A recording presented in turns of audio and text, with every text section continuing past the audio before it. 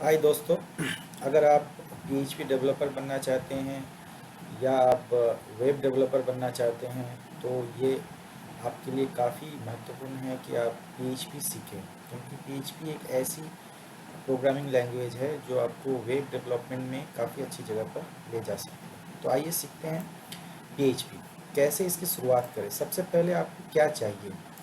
तो आपको सबसे पहले जो चाहिए वह है एक वैम्प सर्वर चाहिए आपको। वैम्प सर्वर आप यहाँ पर लिखें। आपको सपोज़ आपके कंप्यूटर में विंडोज़ 10 इंस्टॉल है, तो आप यहाँ पर लिखेंगे वैम्प सर्वर डाउनलोड फॉर विंडोज़ 10। ये आप जब इसको लेकर कीवर्ड को लेकर सर्च करेंगे तो ये आपको, ये देखिए आपको एक लिंक मिलेगा, wampserver.com में ले जाएगा। यहाँ पर आप जब भी जाएंगे आप यहाँ पर देख सकते हैं वैम्प सर्वर 64 बिट्स का यहाँ पे अवेलेबल है। अगर आपकी वैम्प सर्वर 64 बिट्स के हैं, सॉरी आपका अगर विंडोज़ 64 बिट का है तो आप वैम्प सर्वर 64 बिट्स डाउनलोड करेंगे। अगर यह 32 बिट्स का है तो आप वैम्प सर्वर 32 बिट्स को डाउनलोड करेंगे। तो जैसी आपकी कंप्यूटर की कॉन्फ़िगरेशन है उस हिसाब से आप डाउनलोड कर सकते हैं। डाउनलोड करने के बाद आप क्या करेंगे, आप डाउनलोड करने के बाद इंस्टॉल कर लेंगे। ये काफ़ी आसान प्रोसीजर है। डाउनलोड करने के बाद आपको केवल नेक्स्ट नेक्स्ट करना है और आपको ड्राइव सेलेक्ट करना है। ड्राइव सेलेक्ट, अगर आपने सी ड्राइव सेलेक्ट किया है तो आपको सी ड्राइव में यहाँ पर आपको एक वैम्प 64 बोल के एक फोल्डर मिलेगा। ये वैम्प 64 फोल्डर, ये वैम्प 64 फोल्डर के अंदर ये www, ये 3 W हैं, इसके अंदर आपको जो है फोल्डर बना के या फाइल्स बना के आपको पीएचपी प्रोग्राम रन करना पड़ेगा। तो ये आपके लिए पहले रिक्वायरमेंट है कि आपको एक वैम्प सर्वर की आवश्यकता है। वैम्प सर्वर इंस्टॉल करने में अगर आपको किसी प्रकार की दिक्कत होती है तो आप कमेंट सेक्शन में लिख सकते हैं। तो आपको यहाँ से डाउनलोड करना है और डाउनलोड करने के बाद आपको, जैसे आप किसी भी सॉफ्टवेयर को इंस्टॉल करते हैं, आप काफ़ी ईजिली इंस्टॉल कर पाएंगे। तो इंस्टॉल करने के बाद आपको ख्याल रखना है कि यहाँ पे वैम्प 64 है यह फोल्डर, और इसके अंदर www, ये दो चीज़ें हैं जिनकी आपको नॉलेज होनी आवश्यकता है कि यह www के अंदर ही हम पीएचपी को रन कर सकते हैं। अगर कोई हम फाइल इसके अंदर नहीं बनाए तो हम, ये जो ब्राउज़र है मैं आपको दिखा देता हूँ। यहाँ पर जैसे मेरे फोल्डर का नाम है PHP-प्रोग्राम, तो यह PHP-प्रोग्राम, ये आप देख सकते हैं, ये वाला चीज़ जो है मैंने ये www के अंदर बनाया है। ठीक है, तो जब हम ब्राउज़र में जाएंगे तो हम यहाँ पर लोकल होस्ट PHP-प्रोग्राम करने से हमारे इस फोल्डर के अंदर जो जो फाइल्स हैं वो हम सारे देख सकते हैं। ठीक है, तो पहली रिक्वायरमेंट तो हो गई वैम्प सर्वर। दूसरी रिक्वायरमेंट क्या है? दूसरी रिक्वायरमेंट जो है आपके लिए है वो एक आईडी की ज़रूरत है जहाँ पर आप कोडिंग कर सकते हैं। तो आप अगर एकदम से शुरुआत कर रहे हैं तो आपके लिए मैं सजेस्ट करूँगा प्लेन आप नोटपैड पे जो है कोडिंग कीजिए। अगर नोटपैड पे आपको दिक्कत हो रही है तो नोटपैड प्लस प्लस पे कोडिंग कीजिए। तो दो चीज़ें आपको आवश्यक है, एक तो आपको आवश्यक है वैम्प सर्वर, ठीक है, और दूसरी चीज़ जो आपके लिए आवश्यक है वह है आपको कोई भी एक आईडी अगर मिल जाए, जैसे हमें यहाँ पे नोटपैड से करेंगे क्योंकि ये फ्री है, तो हमारे लिए सुविधाजनक है। और पीएचपी के बारे में, पीएचपी का फुल फॉर्म क्या है? पीएचपी का फुल फॉर्म है पर्सनल होम पेज कहते हैं इसको, और इसको प्री प्रोसेसर हाइपरटेक्स्ट भी कहते हैं। इसको मेनली हम लोग वेब प्रोग्रामिंग, वेब डेवलपमेंट के लिए यूज़ करते हैं, जिससे कि हम वेबसाइट बनाते हैं, वेबसाइट प्रोग्रामिंग करते हैं। तो पीएचपी हम ज़्यादातर क्यों यूज़ करते हैं? कि पीएचपी में सबसे बड़ी खासियत क्या है कि पीएचपी में हम कोडिंग के साथ साथ एचटीएमएल और जावास्क्रिप्ट को भी जो है हम यूज़ कर सकते हैं। इसीलिए पीएचपी को हम स्क्रिप्टिंग लैंग्वेज भी कहते हैं। एक ही पेज में आपका एचटीएमएल भी है, पीएचपी भी है। तो चलिए शुरुआत करते हैं काफ़ी एक सिंपल एग्जांपल से कि हम पीएचपी को कैसे यूज़ कर सकते हैं। इसी को हम जो है ट्रैक कर लेंगे। आप यहाँ पे फाइल पीएचपी का बना सकते हैं। नोटपैड में एक्सटेंशन जो है .php होनी चाहिए।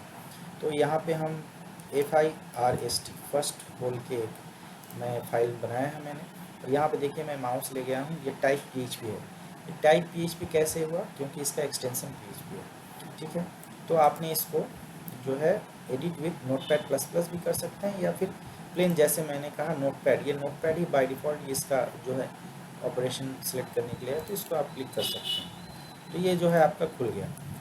ये ऐसा रहेगा, आप जब खोलेंगे कोई भी फाइल, जब आपने इनिशियली बनाया है पीएचपी फाइल, तो आपका ये पूरा ब्लैंक रहेगा। ठीक है, तो पीएचपी टैग की जो है आवश्यकता है। इस पीएचपी कोई भी ऑपरेशन आपको कोडिंग लिखे, कुछ भी लिखे उसको शुरू करने के लिए, और PHP एक क्लोज टैग होगा, ठीक है। अब एक चीज़ का ख्याल रखिएगा, क्लोज टैग के बाद ये जो मैंने क्लोज टैग किया इसके बाद कोई स्पेस ना पड़े, ठीक है, नहीं तो यह कभी कभी दिक्कत करते हैं, इसको मैं बाद में चर्चा करूँगा। तो आप ये चीज़ से ख्याल रखिए कि इससे ऐसे PHP ओपन होता है और ये PHP क्लोज टैग। सपोज़ आपको मैंने एक टास्क दिया है कि आप यहाँ पर एक ऐसा जैसे ये देखिए यहाँ पर आप first.php आपको मिल गया है। मैंने आपको बताया था कि हम www के अंदर कोई भी फोल्डर या फाइल बनाते हैं तो वह अवेलेबल होता है। जैसे हम यहाँ पे फोल्डर बनाया php-program और उसके अंदर हमने एक फाइल बनाया है first.php, ठीक है, तो यहाँ पे अवेलेबल हो गया। इसको हम रन करते हैं। ये अभी ब्लैंक है, क्यों ब्लैंक है? क्योंकि मैंने यहाँ पे कुछ लिखा ही नहीं है, सिर्फ PHP टैग दिया है मैंने, लेकिन यहाँ पे कोई भी आउटपुट नहीं जनरेट होगा। इसको आप समझ लीजिए ये आपका वेबसाइट है, ठीक है, ये आप लोकल होस्ट में बना रहे हैं तो इसका मतलब यह नहीं है कि इसकी कोई उपयोगिता नहीं है। शुरुआत आपको लोकल होस्ट से ही करनी पड़ेगी, सीखनी पड़ेगी। तो यहाँ पर आप कोई चीज़, मैंने आपको बोलता हूँ, अगर मैं आपको बोलता हूँ कि यहाँ पर आप प्रिंट करके दिखाइए जे कि this is my first PHP program, तो आप क्या करेंगे? तो आप सबसे पहले एक वेरिएबल लेंगे कि ये यार, ठीक है, उसके बाद यहाँ पर आप लिखेंगे कि this is my first PHP program, ठीक है। तो यह जो है आप लिखेंगे, तो इसको लिखने से ही क्या यह डिस्प्ले हो जाएगा? यहाँ पर नहीं डिस्प्ले होगा, आप देख सकते हैं यहाँ पे डिस्प्ले नहीं होगा। तो इसके लिए क्या करना पड़ेगा? इसको हमको प्रिंट करना पड़ेगा। प्रिंट आपने C में यूज़ किया होगा तो यहाँ पर प्रिंट किया जा सकता है, लेकिन यहाँ पर अधिकतर जो यूज़ किया जाता है प्रिंट करने के लिए तो फंक्शन है इको। तो आप यहाँ पे इको करेंगे, तो मतलब आप इसको प्रिंट करेंगे। इको किसको करेंगे? वेरिएबल को करेंगे। वेरिएबल यहाँ पे क्या है? डॉलर किस लिए हमने इस्तेमाल किया है? डॉलर नोटिफिकेशन वेरिएबल के लिए हम लोग इस्तेमाल करते हैं, ठीक है। तो इको डॉलर का इस्तेमाल आवश्यक है। अगर आप कोई वेरिएबल डिक्लेयर कर रहे हैं तो डॉलर आपको पहले लिखना पड़ेगा। अगर सपोज आप यहाँ पर कोई एक न्यूमेरिक वैल्यू दे रहे हैं, डॉलर नम लिखना पड़ेगा। आप यहाँ पे सिर्फ नम नहीं लिख सकते, तो डॉलर आवश्यक है। डॉलर से ही इसकी पहचान होती है कि हाँ आपने वेरिएबल इनिशियलाइजेशन वेरिएबल जो है आपने डिक्लेयर किया है। डॉलर वैर जो है यह वर्ड जो है this is my first PHP program, इसको प्रिंट करेगा। तो हम देखते हैं ब्राउज़र में रिफ्रेश करके प्रिंट करता है कि नहीं करता। बिल्कुल प्रिंट कर दिया, this is my first PHP program. तो यहाँ से जो है आपकी शुरुआत हो गई। अब लेकिन अभी तक हमारा डेटाबेस इंटरेक्शन नहीं हुआ है। डेटाबेस इंटरेक्शन भी काफ़ी ईजी है, लेकिन उससे पहले मैंने आपको शुरू में एक चीज़ बताई कि अगर आप PHP कर रहे हैं तो इसकी सबसे बड़ी खासियत क्या है कि हम इसमें HTML को भी साथ में ला सकते हैं। अभी काफ़ी नए सारे फ्रेमवर्क बने हैं, कोडिंगनेटर है, लारावेल है, वहाँ पर जो है व्यू पार्ट अलग होता है, लेकिन उसके बारे में अभी आपको सोच के फ़ायदा नहीं है। आप काफ़ी बेसिक सोचिए और यह मत सोचिए कि यह मैं क्लास जो कर रहा हूँ इसको कर रहा हूँ तो मैं आगे जो है कुछ नहीं कर पाऊँगा। ये आपको सीखना ही पड़ेगा। इससे सीखने से क्या फ़ायदा है? आपको प्राइमरी जो बेसिक नॉलेज है, कुछ कन्फ्यूजन है वो दूर होगा और इसी को बेस करके आप आगे भी चल सकते हैं। अच्छा चलिए, तो यहाँ पे मैं एक HTML कुछ एक इंसर्ट करता हूँ। कैसे HTML? टेबल, मैंने एक टेबल इंसर्ट करना चाहता हूँ। उसमें टेबल क्यों? मतलब उसमें टेबल व्यू की तरह रहेगा। तो ये ज़रूरी है कि हम टेबल शुरू करें, और टेबल को क्लोज किया मैंने, क्या आपने देखा? टेबल शुरू किया अभी। लेकिन मैं और एक चीज़ बता दूं कि अभी मैक्सिमम काम जो होते हैं वो डिव से होता है। डिव के बारे में आपने कभी सुना होगा या बाद में भी सुन सकते हैं इस तरह से, ठीक है। लेकिन अभी मैं आपको प्राइमरी लेवल पे अभी टेबल का ही जो है नॉलेज दूंगा। इस तरह से आप टेबल में आप जो है सपोज आपको कोई एक रो बनाना है, TR से शुरू करना पड़ेगा। TR जो है वो पूरे रो को इंटीग्रेट करता है, ठीक है।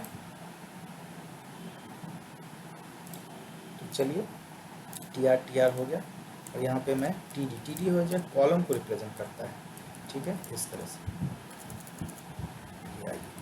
ये TD, तो हम यहाँ पे 2 कॉलम दे देते हैं, ठीक है।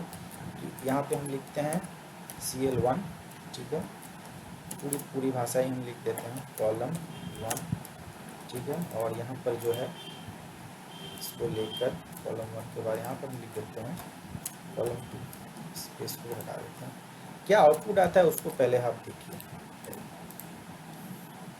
Column 1 column 2। कॉलम 1 कॉलम 2 के नीचे मैं बोलता हूँ कॉलम 1 में आप वैल्यू दीजिए ABC और सेकंड में दीजिए DEF। तो क्या करेंगे, तो आपको जो है अगर अलग जो है एक रो लेना पड़ेगा यहाँ पे, दूसरे रो पर जो है आप अगर इसके वैल्यूज़ को, कॉलम के वैल्यूज़ को आप डालना चाहते हैं तो इस तरह से एक और TR लेंगे और उसके अंदर TR TD इस तरह से होगा और ये आप TR को यहाँ पे क्लोज कर लेंगे। ये TD जो है इसके ठीक नीचे जो कॉलम के वैल्यूज़ को रिप्रेजेंट कर रहा है।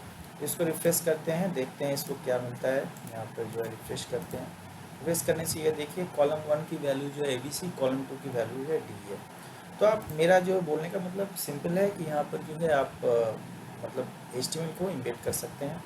यही मैं एक्चुअली आपको दिखाना चाह रहा था। अच्छा, दूसरी आप चीज़ पर आइए।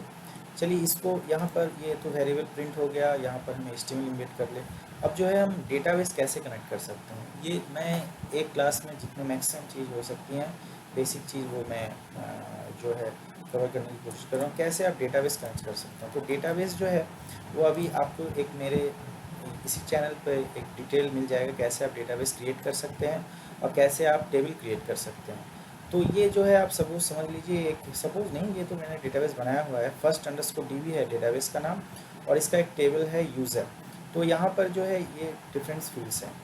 तो इसको मैं चाहता हूँ, मैं इस डेटाबेस को कनेक्ट करना चाहता हूँ इस PHP प्रोग्राम के जरिए। तो कैसे हम कनेक्ट कर सकते हैं, यहाँ पे $कनेक्ट बोल के आप जो है एक वेरिएबल ले लीजिए, $CONN जो है इज़ ए वेरिएबल। ओके, तो यहाँ पे आप क्या कर सकते हैं, यहाँ पे एक फंक्शन है mysqli_connect, ठीक है।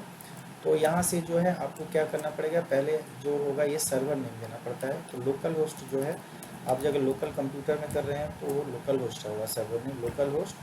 उसके बाद जो आएगा आपको यूज़र नेम देना पड़ता है आपके phpMyAdmin का, तो वो होगा आपका रूट, ठीक है। और पासवर्ड जो होगा आपका ब्लैंक होगा। ये लोकल होस्ट का जो है मैक्सिमम जो है कॉन्फ़िगरेशन होता है मैक्सिमम कंप्यूटर। और जो है आपका डेटाबेस का नाम क्या है, आप डेटाबेस का नाम देखने के लिए अब यहाँ पे चले जाइए, ये देखिए first_db जो है आपके डेटाबेस का नाम है। तो यहाँ पर आप फिर आइए first_db कर दीजिए, ओके। तो ये करने के बाद जो है ये आपका MySQL कनेक्ट हो जाएगा। लेकिन सपोज़ आपका कोई एरर है तो आप उसको कैसे चेक कर सकते हैं, तो आप ऐसे चेक कर सकते हैं MySQL i_connect_error। अगर कोई एरर है तो वो एरर जो है आपको यहाँ पे प्रिंट कर देगा, ठीक है।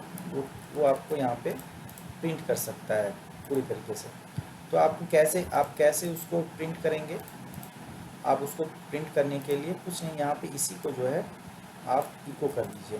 जब थोड़ी देर पहले जो मैंने आपको दिखाया, इको कर दीजिए यहाँ पर, ठीक है। अब देखते हैं कि अगर कोई एरर नहीं है तो यहाँ पे आप एल्स बोल के, इफ एल्स का ये भी एक एग्जांपल है, आप देख सकते हैं किस तरह से हम इफ एल्स यूज़ कर सकते हैं। तो यहाँ पर जो है हम मैसेज लिख देंगे जो इको कनेक्टेड सक्सेसफुली, ओके। तो ये जो है आपका सेमीकोलन लगाना काफ़ी आवश्यक है। आपका कोई भी जो है यहाँ पर सेंटेंस के बाद में ये वेरिएबल जो आप वैल्यू जो डिक्लेयर करते हो लास्ट में सेमीकोलन अगर नहीं दे तो आपको यहाँ पे एरर थ्रो करेगा। देखिए क्या एरर थ्रो करेगा, यहाँ पर रिफ्रेश कीजिए, ये देखिए सिंटेक्स एरर अनएक्सपेक्टेड ये दिया है क्योंकि यहाँ पर हमने सेमीकोलन को जो है नहीं दिया है। तो जो है हम रिफ्रेश करते हैं, देखिए ये तो अगर हम शुरुआत के देखिए, अगर हम शुरू में जो है इसके सेमीकोलन को अगर हम मतलब हटा देते हैं और फिर हम इसको रन करते हैं तो क्या देता है, ये देखिए सिंटेक्स एरर अनएक्सपेक्टेड। तो कुछ ना कुछ आपको एरर दिखाएगा ये, ठीक है। तो यहाँ पे हम सेमीकोलन डालना काफ़ी आवश्यक है।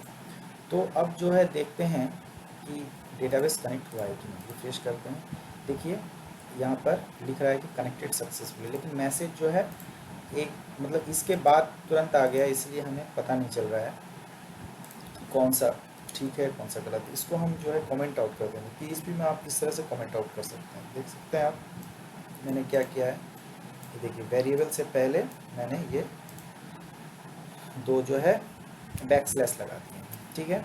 अब देखिए रिफ्रेश करने से तो मालूम चल जाएगा, देखिए कनेक्टेड सक्सेसफुली, ठीक है।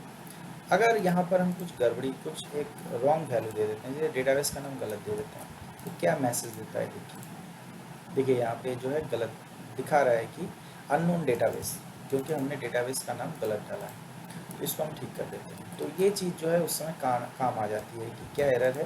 तो इस तरह से आप एरर डिबग कर सकते हैं। अगर आप प्रॉपर वे से कोडिंग लिखते हैं तो आप एरर डिबग कर सकते हैं। तो हमने क्या क्या सीखा आज? हमने आज सीखा कि हम किस तरह से वेरिएबल डिक्लेयर कर सकते हैं, वेरिएबल में किस तरह से हम वैल्यू डाल सकते हैं, और वैल्यू को किस तरह से हम इको कर सकते हैं, इस तरह से हम इको कर सकते हैं, ठीक है।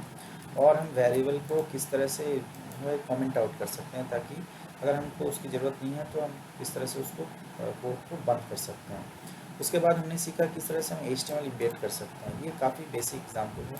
तो किस तरह से हम टी आर रिप्रेजेंट करता है रो को। रो इस चीज़ को हम रो कहते हैं। कॉलम 1 कॉलम 2 ये जो हो गया, ये पूरा एक रो हो गया, ये टोटल, राइट। और सेकंड जो है सेकंड रो हो गया, ठीक है, जिसमें वैल्यूज़ हैं, ठीक है। तो ये कॉलम 1 कॉलम 2 ये 2 कॉलम्स के नाम हैं, ठीक है।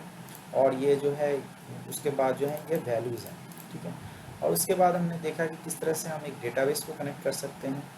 इसके लिए हमने किस फंक्शन का यूज़ किया, माइस्क्यूल आई कनेक्ट। ये डेटाबेस को कनेक्ट मैंने इसलिए आपको दिखाया क्योंकि मैं नेक्स्ट क्लास में आपको दिखाऊंगा आप किस तरह से डेटाबेस से रिकॉर्ड फेच कर सकते हैं सेलेक्ट क्वेरी के जरिए, और किस तरह से आप इंसर्ट कर सकते हैं।